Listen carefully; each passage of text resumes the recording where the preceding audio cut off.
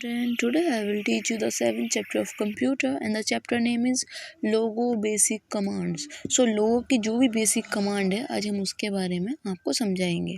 जैसे कि आप सब जानते भी हैं कि जो भी इंस्ट्रक्शन हम अपने कंप्यूटर को देते हैं उन्हीं को कमांड कहते हैं।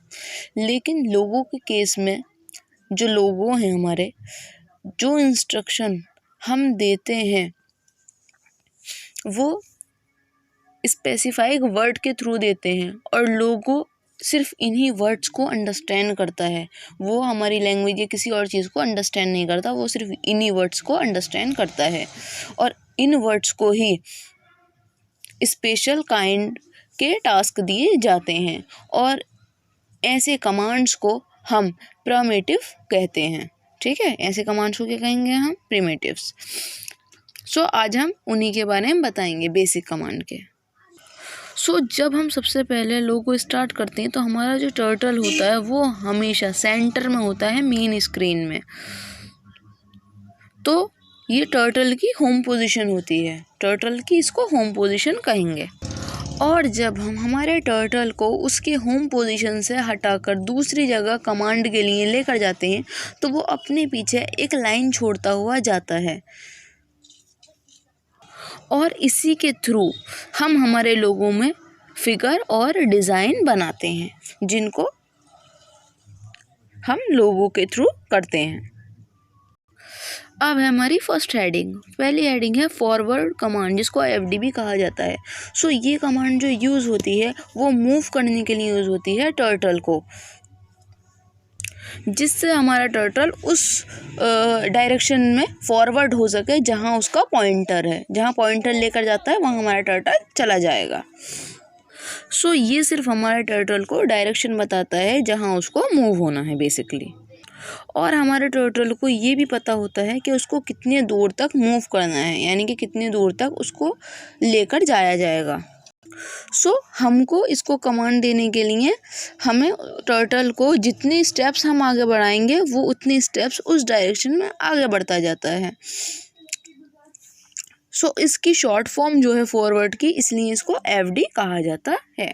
अब हम बात करते हैं नेक्स्ट हेडिंग की, यूजिंग द फॉरवर्ड कमांड। हम किस तरह से यूज़ करेंगे फॉरवर्ड कमांड को, तो उसके भी अलग अलग स्टेप्स हैं। सबसे पहले जो स्टेप है वो ये है, सबसे पहले हमें मूव करना है माउस पॉइंटर को इनपुट बॉक्स की तरफ, और जब हम इनपुट बॉक्स की तरफ उसको मूव करेंगे तो हमारा जो पॉइंटर है वो कर्सर के शेप में आ जाएगा।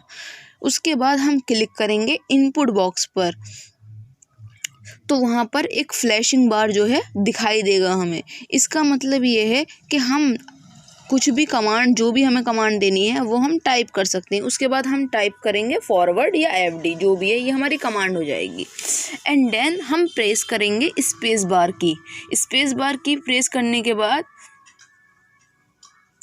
फिर हम जो भी जितने भी हमें स्टेप्स लेने उनके नंबर को हम टाइप करेंगे। जैसे एग्जाम्पल के लिए यहाँ पर इन्होंने 100 स्टेप लेने हैं तो इन्होंने 100 की कमांड प्रेस कर दी। तो उसके बाद हमें क्लिक करना है एग्जीक्यूट बटन पर या फिर प्रेस करना है हमें एंटर की को। उसके बाद जो हमारी कमांड है वो ऑटोमेटिकली ऑन हो जाएगी। तो उसके बाद हमारा टर्टल जो है वो मूव होता है 100 स्टेप्स डायरेक्शन में, जो देखो हमारी स्क्रीन पर शो भी हो रहा है, यानी कि हमने कमांड की 100 की तो वो हो गया। अब हम बात करते हैं नेक्स्ट। तो जैसे कि हम देख भी सकते हैं यहाँ पर हमारी मेन स्क्रीन पर एक ब्लैंक एरिया है, ब्लैंक एरिया भी है, लेकिन हमारी जो स्क्रीन है मेन स्क्रीन वो रो और कॉलम में डिवाइड है। रो भी है इसमें और कॉलम भी हैं। तो जो दो हॉरिजॉन्टल लाइन हैं उनको रोज कहते हैं और जो दो वर्टिकल लाइंस होती हैं वो मिलकर कॉलम बनाती हैं। हॉरिजॉन्टल लाइंस को रो और जो वर्टिकल लाइंस मिलकर लाइन बनती हैं उनको हम कॉलम कहते हैं। ये रहे। और जहाँ पर रोज़ और कॉलम मिल जाते हैं एक दूसरे से वहाँ पर एक स्क्वायर बन जाता है। जैसे कि आप देख भी सकते हो कितने स्क्वायर बन गए। जब रो और कॉलम एक साथ मिलेंगे तो ऑब्वियस सी बात है स्क्वायर बनता ही है।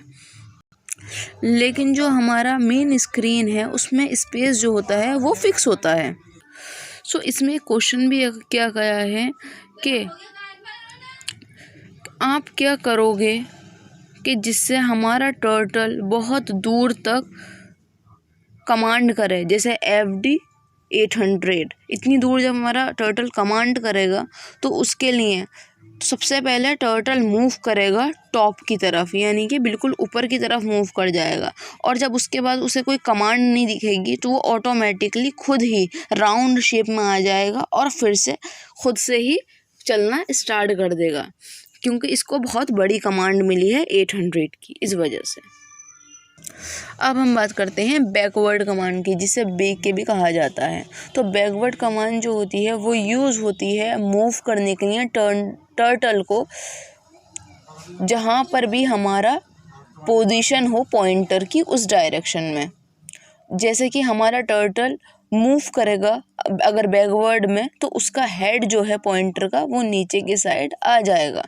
तो इसी कमांड को हम बैकवर्ड कमांड कहते हैं।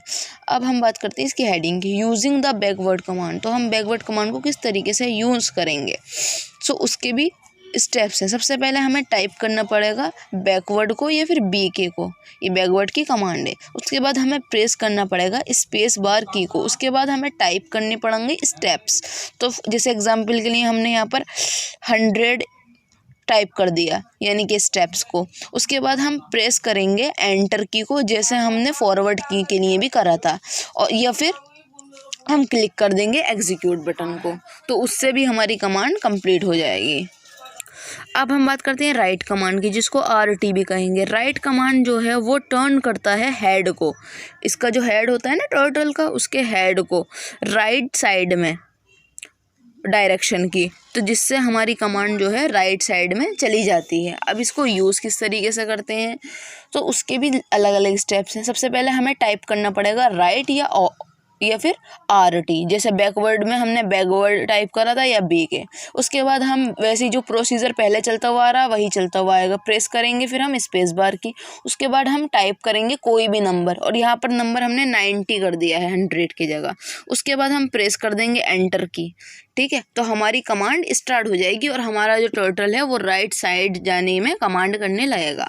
अब हम बात करते हैं लेफ़्ट कमांड की, जिसको LT भी कहेंगे। तो लेफ़्ट कमांड में भी वही है, हमारा जो टर्टल है उसका हेड लेफ़्ट साइड में आने लगेगा डायरेक्शन के अकॉर्डिंग, और उसी तरह से वो रोटेट करने लगेगा, और इसकी लेफ़्ट की शॉर्ट फॉर्म LT है। अब इसको यूज़ कैसे करेंगे, यूज़ भी इसको ऐसे करेंगे, टाइप करेंगे सबसे पहले लेफ़्ट या LT, उसके बाद प्रेस करेंगे स्पेस बार की को, उसके बाद कोई भी नंबर टाइप कर देंगे। यहाँ पे भी देखो 90 नंबर टाइप किया गया है। उसके बाद जब हम एंटर की प्रेस करेंगे तो हमारी कमांड जो है स्टार्ट हो जाएगी। And that's it.